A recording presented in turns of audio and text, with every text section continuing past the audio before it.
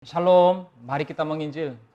Hari ini kita akan bahas dengan tema seperti apakah kehidupan Henok anak Kain. Seperti apakah kehidupan Henok anak Kain. Kejadian pasal 4 ayat 16 sampai 17. Firman yang akan kita bahas hari ini adalah tentang Henok anak Kain. Henok anak Kain. Ada orang yang namanya sama dengan dia, yaitu Henok di garis keturunan Set. Henok pada garis keturunan Set. Coba kita bandingkan kedua orang ini secara sederhana. Garis keturunan Kain, yaitu generasi kedua namanya Henok yang akan kita bahas hari ini. Lalu garis keturunan Set ada juga Henok, generasi ke-6 Henok yang lahir belakangan dibandingkan Henok di garis keturunan Kain. Lalu Henok di garis keturunan Kain, dia adalah orang yang tidak saleh. Dan Henok di garis keturunan Set, orang yang saleh. Dan Henok di garis keturunan Kain, orang yang sekuler, duniawi. Kalau Henok di garis keturunan Set, ia adalah puncak iman. Di antara dua Henok ini, yang akan kita pelajari sekarang adalah Henok anak Kain. Henok anak Kain. Tuhan Allah tidak menerima korban persembahan Kain ini dan hanya menerima korban persembahan Habel si adik. Istilah sekarangnya Kain ini kita bahas hari ini Henok di garis keturunan Kain. Kain adalah orang yang gagal dalam hal ibadah. Oleh karena hal itu, Kain iri hati. Kain iri kepada Habel, membunuh Habel, lalu pergi dari hadapan Tuhan. Kejadian 4 ayat 16. Lalu Kain pergi dari hadapan Tuhan dan ia menetap di tanah Nod di sebelah timur Eden. Pergi dari hadapan Tuhan, pergi dari muka Tuhan. Itu artinya apa? Kemarin kita telah bahas bahwa ini tidak menunjuk kepada tempat secara fisik saja, semata. Di hatinya, ia mulai menjalani kehidupan yang tidak menyambut Tuhan. Setelah itu, Kain tinggal di tanah Nod, lalu memperanakan anak dan Kain menamakannya Henok. Kejadian 4 ayat 16 dan 17. Kain mendirikan suatu kota dan dinamainya kota itu Henok menurut nama anaknya. Jadi Kain membangun kota dan kotanya juga dinamai Henok. Lewat arti nama Henok, kita akan coba bahas seperti apa kehidupan Henok yang ia jalani. Yang pertama, Henok, nama kota yang Kain dirikan. Henok, nama kota yang Kain dirikan. Setelah Kain mendirikan kota, ia menamai kota tersebut Henok. Nah, saudara-saudara, nama seseorang, nama bukan semata tanda untuk menunjukkan kepada suatu objek semata. Melainkan, nama menampakkan kepribadian dari objeknya itu sendiri. Coba kita ingat dalam 10 perintah. Pada perintah pertama sampai keempat, yakni perintah antara Allah dan manusia. Ada benang merahnya, saudara, yaitu keempatnya bertema utama apa? Ibadah.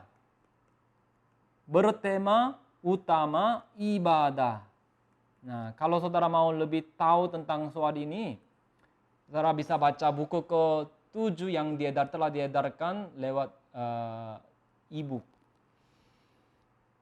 Dari antaranya perintah ketiga, di antara keempat, perintah ketiga yaitu jangan menyebut nama Tuhan Allahmu dengan sembarangan. Nah, perintah ketiga ini mengajarkan tentang kesadaran dalam menaikkan ibadah. Dalam menaikkan ibadah kepada Allah, tindakan, perkataan, dan sikap orang memang merupakan hal yang penting. Tapi apa yang lebih mendasar lagi, itu adalah kesadaran yang benar dari orang yang menaikkan ibadah. Lalu, apa itu kesadaran yang benar dalam ibadah? Nah, itu adalah meninggikan nama Tuhan. Meninggikan nama siapa? Nama Tuhan.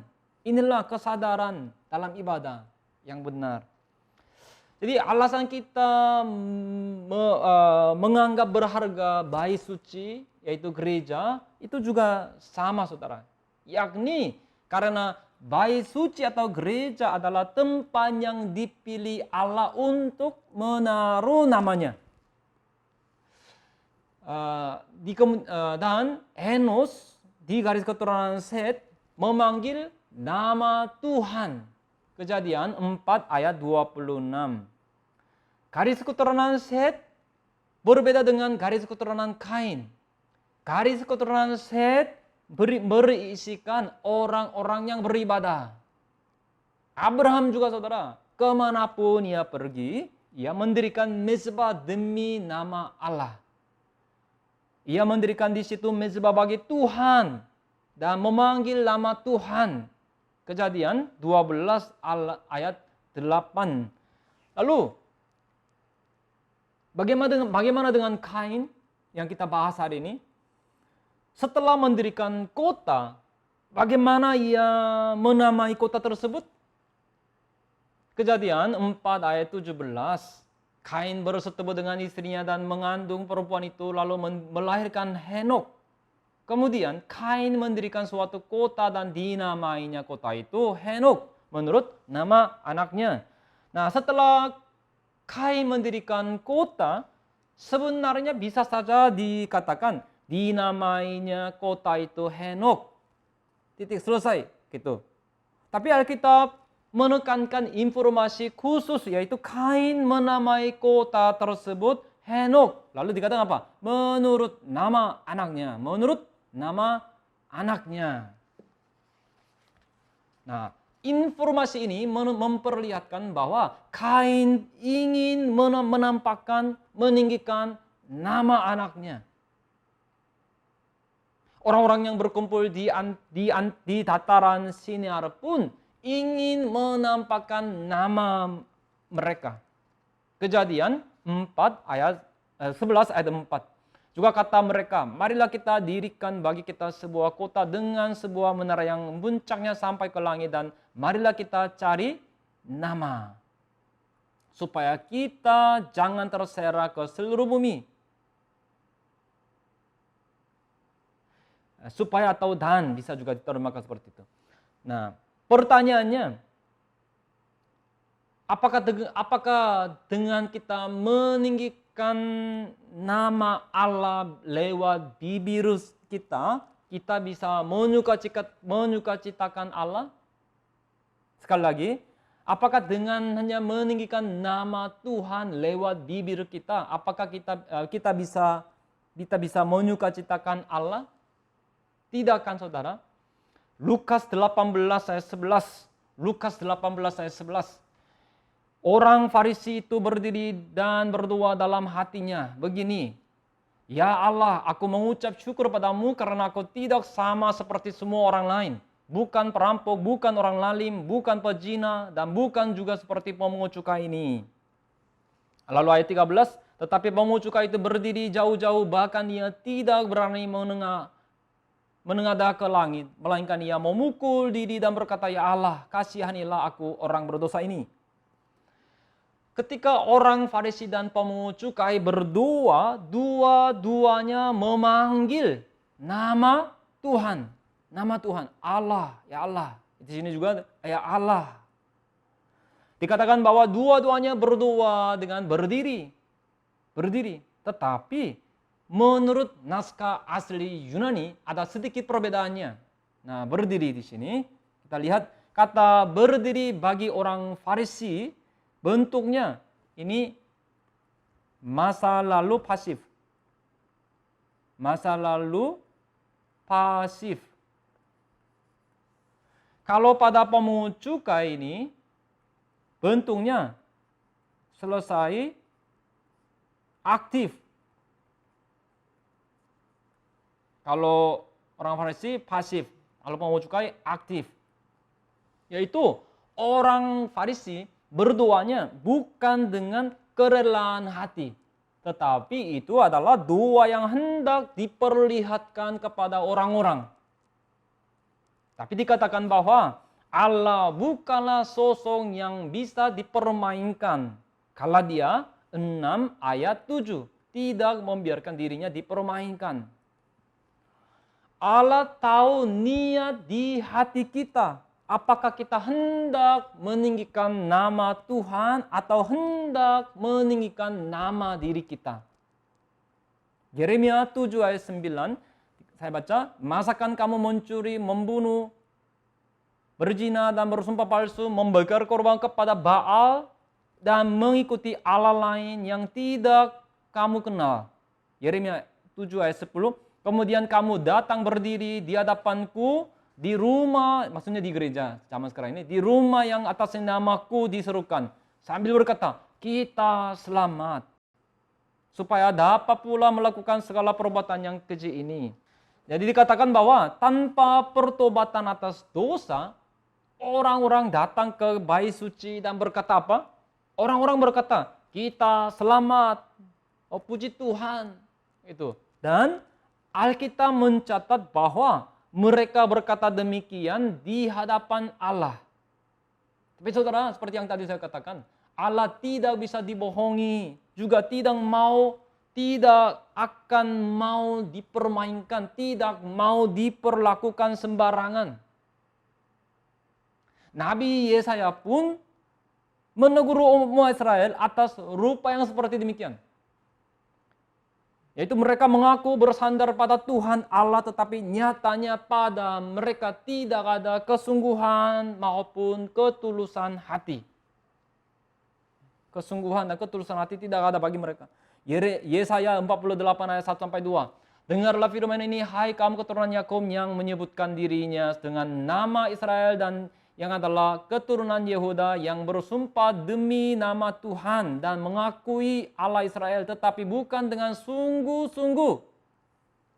Tidak ada kesungguhan dan dengan tulus hati, tidak ada ketulusan hati. Bahkan mereka menyebutkan dirinya menurut kota kudus dan mereka bertopang kepada Allah Israel. Tuhan semesta alam namanya. Jadi singkat kata, pada mereka tidak ada kesadaran yang benar tentang ibadah. Kalau begitu berarti mereka meninggikan nama siapa?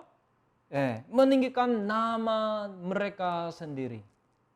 Saya harap saudara-saudara yang mendengar firman hari ini setiap harinya menjalani kehidupan yang meninggikan nama Allah, bukan nama diri kita. Amin. Yang kedua, kita lihat arti nama Henok, anak Kain, arti nama Henok dan kehidupannya.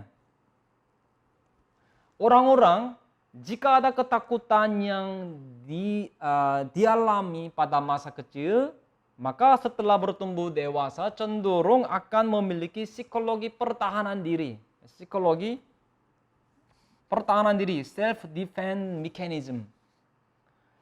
Itu akan tampak lewat perilakunya yang berkesan serba menyerang lawan, menyalahkan atau melukai orang.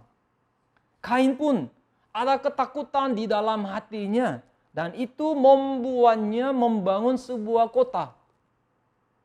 Adam setelah ia tidak taat pada firman karena takut, apa yang ia lakukan?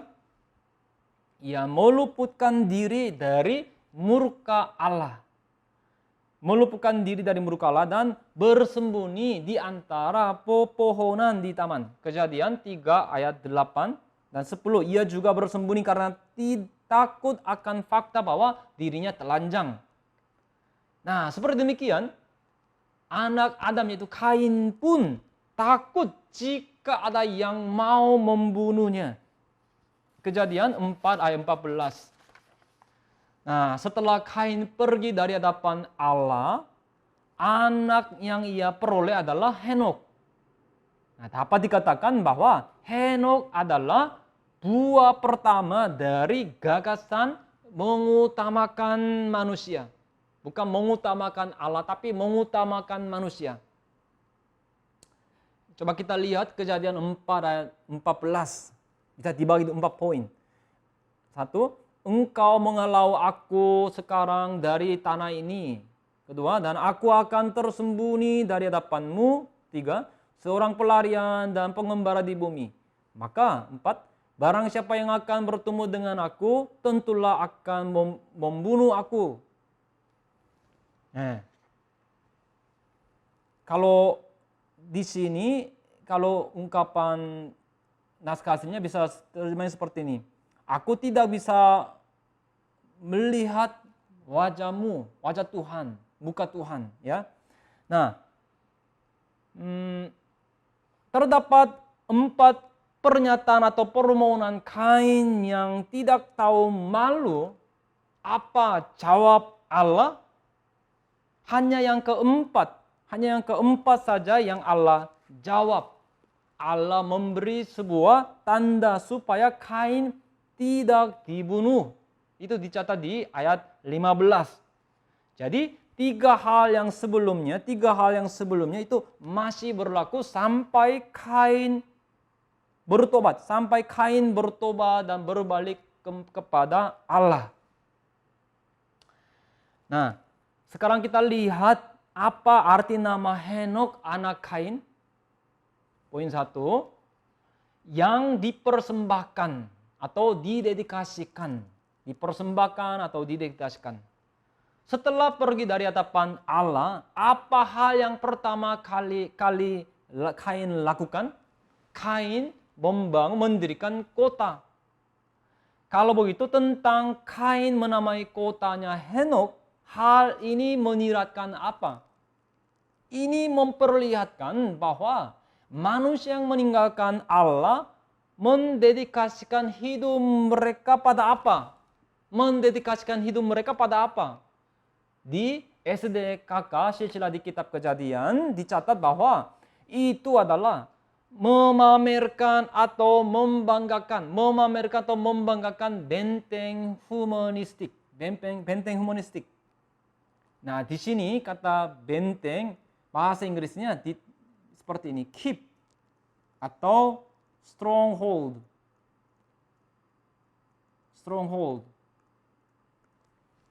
Dengan arti kayak kata benda ya, keep atau stronghold. Yaitu ini menunjuk pada menara benteng pertahanan yang tebal, yang biasanya berbentuk persegi 4 di bagian paling atas kastil di zaman pertengahan. Tembok kota yang depan telah ditaklukkan. Lalu ada prajurit-prajurit yang tersisa di saat-saat terakhir kan. Nah, mereka masuk dan terus melawan sampai akhir. Nah, itulah benteng terakhir, keep, stronghold. Nah, Kain yang hidup dengan melumpuhkan diri di bumi itu seperti apa? Nah, itu adalah benteng humanistik. Yaitu ia menjalani kehidupan yang membangun benteng diri sendiri. Kejadian 4 ayat 17. Seperti arti nama Henok, yaitu orang yang didedikasikan, ia telah menjadi orang yang mendedikasikan hidupnya untuk apa? Ia didedikasikan untuk membangun benteng humanistik yang dirasa dapat melindungi dirinya. Jadi, kota yang ia dirikan adalah perwujudan dari insting pertahanan diri. Ya, kan sebenarnya Tuhan memberi jaminan supaya ia tidak menerima pembalasan dendam untuk tandanya di dahinya. Tapi malah dia berbangga karena Tuhan berikan tanda untuk mencegah pembalasan dendam. akhirnya kalau lihat keturunan Kain, yaitu Lamek, di zaman Lamek berbangga kan? Berbangga-bangga. Kenapa bisa begitu? Karena dari Kain, jaminan untuk supaya ia tidak menerima pembalasan dendam itu malah dia berbangga. Maka sampai-sampai lahirlah keturunan seperti Lamek. Nah, Kejadian 4 ayat 14b, barang siapa yang akan bertemu dengan aku, tentulah aku akan membunuh aku. Ayat 15, barang siapa yang membunuh Kain, ia jangan dibunuh oleh barang siapapun. Nah, Kain yang telah membunuh orang lain, ia merasa bahwa orang lain pun bisa saja membunuh dia. Yesaya 49 ayat 22b dikatakan, tidak ada damai sejahtera bagi orang-orang fasik. Tidak ada damai sejahtera bagi orang-orang fasik, firman Tuhan. Amsal 28 ayat 1, orang fasik lari, walaupun tidak ada yang mengejarnya, tetapi orang benar merasa aman seperti singa muda. Orang fasik, orang jahat, lari, walaupun tidak ada yang mengejarnya. Kehidupan Kain, kehidupan Henok lah seperti demikian. Di kemudian hari, Nimrod, keturunan Ham juga membangun kota besar. Serta Esau, kakak Yakub pun hidup dengan membangun kubu pertahanan di Gunung Seir. Kejadian 36 ayat 9. Mazmur 127 ayat 1b, jikalau bukan Tuhan yang mengawal kota, sia-sialah pengawal berjaga-jaga. Nah, pertanyaannya, apakah kita sedang hidup dengan membangun benteng diri kita sendiri supaya tidak diremehkan orang-orang? Tidak diremehkan orang-orang? Tapi bagi jemaat kudus yang tinggal di dalam Tuhan, Tuhanlah yang menjadi kota benteng yang aman. Amin. Poin kedua, arti Henok, arti nama Henok, prakarsa atau yang memulai, perkarsa atau yang memulai, permulaan. Nama anak pertama yang Kain peroleh setelah memerdekakan diri dari Allah, juga nama kota pertama yang akan ia tinggali adalah Henok, dua-duanya Henok. Arti nama kota Henok adalah prakarsa atau permulaan, prakarsa atau permulaan. Permulaan apa, saudara? Permulaan dalam hal membangkitkan reformasi. Dimulai dengan baru kan? Reformasi bukan reformasi dalam arti yang baik, tapi reformasi untuk hidup semau diri. Ya, hendak menjungkir balikkan segala hal yang baik dan indah yang pernah dinikmatinya bersama dengan Allah. Yaitu Henok, anak Kain, memulai tanpa Allah. Memulai tanpa Allah. Kain ini anak sulung dari Adam. Adam yang pernah merasakan Taman Eden. Kalau begitu, saudara, tentulah lewat Adam dan Hawa, bukankah Kain pasti belajar tentang dunia Taman Eden? Tetapi ia pergi dari hadapan Tuhan dan hendak membangun kota yang bagaikan Taman Eden. Taman Eden yang tanpa Allah. Setelah Kain mendirikan kota, kalau di zaman sekarang ini, mungkin bisa saja potong nasi tumpeng dan sebagainya. Rame sekali. Pastilah rencana dan hasrat humanistiknya luar biasa.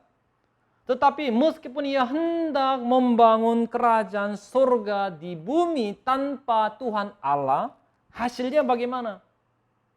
Ia menjadi pendahulu dari apa? Ia menjadi pemrakarsa dari gagasan yang mendorong tindakan pembantaian, kebrutalan, perbuatan dosa dan kejahatan. Asal mulanya dari sini, dari dia. Dan kotanya menjadi kota dosa dan kejahatan, pembunuhan, ketidakbenaran, dan kebusukan. Hari ini saudara, ketika kita merencanakan suatu kegiatan, bisnis, atau pernikahan, terlebih dahulu, tanyakanlah itu kepada Tuhan dalam doa. Rencana yang dibuat tanpa Allah, itu bukanlah permulaan yang benar. Maka saudara, kita haruslah bertanya dalam doa, mendapat penegasan melalui firman Tuhan, serta harus bertanya kepada orang Tuhan. Dengan begitu, barulah Tuhan akan sepenuhnya bertanggung jawab sampai akhir. Sampai berhasil. Amin. Poin ketiga, arti nama Henok itu ketiga, guru. Guru. Ujung-ujungnya, Kain telah menjadi guru atau ahli dalam hal negatif. Dari segi apakah ia telah menjadi guru, pendiri, atau pendahulu? Ia adalah guru yang mengajarkan ketidakpercayaan, pengkhianatan, pemberontakan terhadap Allah. Kita bisa lihat kan dari antara keturunan-keturunannya banyak muncul orang-orang yang tidak percaya. Dari Henok ini, ya, ke anak Kain, dari Henok semuanya orang-orang yang tidak percaya mulai dari Henok ini. Setelah pergi dari hadapan Allah, Kain membangun kota dan menamainya Henok. Sebelumnya dia melahirkan anaknya yaitu Henok. Nah dari situ banyak orang-orang keturunan-keturunan yang tidak percaya muncul. Ya, kesimpulan biasanya di buku Silsilah Dunia, nama dari orang-orang yang telah mati dicatat. Tapi di kitab kehidupan Allah, kitab kehidupan Allah, di kitab kehidupan Allah tidak ada orang yang mati, hanya orang yang hidup saja yang dicatat. Orang yang hidup saja yang dicatat. Ada orang yang seperti Kain, yang tubuhnya memang masih hidup dan bernafas, tetapi sebenarnya mati di hadapan Tuhan. Kain secara duniawi, pastilah namanya terkenal. Meskipun ia terkenal, namanya tidak diingat di hadapan Allah. Terakhir untuk pembahasan hari ini, kita akan lihat 3 macam nama. Poin 1. Nama Yesus. Nama Yesus. Nama Yesus. Nama di atas segala nama. Nama di atas segala nama.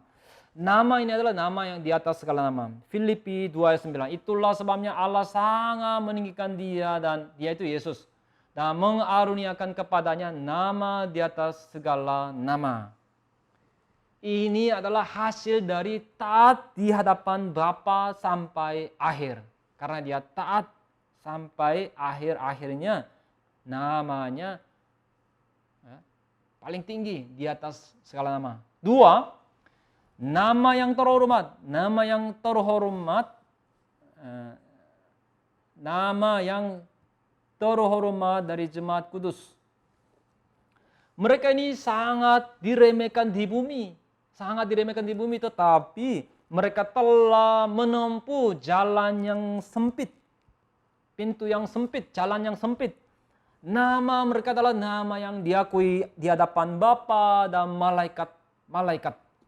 Wahyu pasal 3:5. Aku tidak akan menghapus namanya dari kitab kehidupan. Aku tidak akan menghapus namanya dari kitab kehidupan. Lalu Filipi 4 ayat 3. Filipi 4 ayat 3. Karena mereka telah berjuang dengan aku dalam pekabaran Injil bersama dengan aku, dan kemudian kawan-kawanku sekerja yang lain yang nama-namanya tercantum dalam mana? Dalam kitab kehidupan. Semoga saudara semua nama saudara-saudara dicantum dalam kitab kehidupan. Amin. Lalu poin ketiga, orang yang hanya memiliki nama telah hidup. Nama. Telah hidup. Wahyu pasal 3 ayat 1. Dan tertuliskan kepada malaikat jemaat di Sardis. Kemudian dikatakan, aku tahu segala pekerjaanmu. Engkau dikatakan hidup, padahal engkau mati. Inggrisnya, you have name. Name apa? Name that you live. And, kalau Koreanya tetapi. And are dead. Yeah, you have name. Dinamai, disebut bahwa engkau hidup, tapi nyatanya mati. Hanya namanya saja, name, ya, disebut. Nah, jadi di mata Tuhan, mereka adalah orang-orang yang sekarang mati, orang-orang yang mati. Matius 7 ayat 21. Matius 7 ayat 21. Bukan setiap orang yang berseru kepadaku, Tuhan, Tuhan, akan masuk ke dalam kerajaan surga, melainkan dia yang melakukan kehendak Bapa-Ku yang di surga.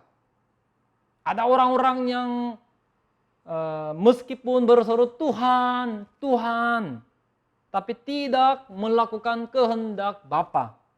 Mereka adalah orang-orang yang hanya memiliki nama, bahwa mereka telah hidup. Tetapi sebenarnya kondisi mereka mati. Maka pada akhirnya saya berdoa dan memberkati dalam nama Tuhan Yesus agar saudara-saudara hidup dengan melakukan kehendak Bapa sehingga memiliki nama yang terhormat jemaat kudus dan saudara semuanya masuk ke kerajaan surga. Amin. Mari kita berdoa. Allah Bapa, hari ini kami telah merenungkan tentang Henok, anak Kain yang hendak meninggikan nama dirinya. Tolong bantu agar kami dapat menjalani kehidupan yang memanggil nama Tuhan dan meninggikan nama Tuhan. Tolong agar kami bisa meruntuhkan benteng humanistik dan agar kami bisa menjalani kehidupan yang menyerahkan diri kepada Tuhan. Izinkan agar kami bisa menjalani kehidupan yang memulai segala hal dengan doa kepada Tuhan, dengan berpusat pada Tuhan. Dengan meninggikan nama Tuhan Yesus Kristus kami berdoa. Amin. Tuhan memberkati.